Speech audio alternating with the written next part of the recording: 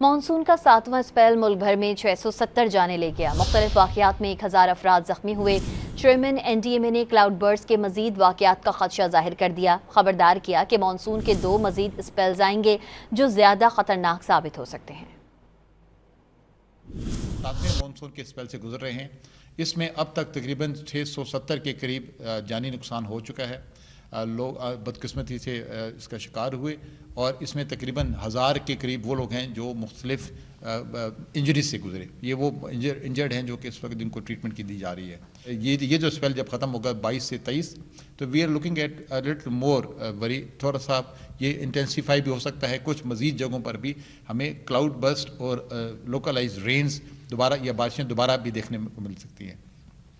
बदकिस्मती से इस वक्त जो मिसिंग पर्सनस हैं जो इस क्लाइमेट मानसून का शिकार हुए वो भी तकरीबन 80 से 90 ये वो लोग हैं जिनका अभी तक तलाश जारी है, और खुदा न खास्ता अगर ये तलाश कामयाब ना हुई तो ये डाटा भी कैजुअलिटीज़ में काउंट होगा।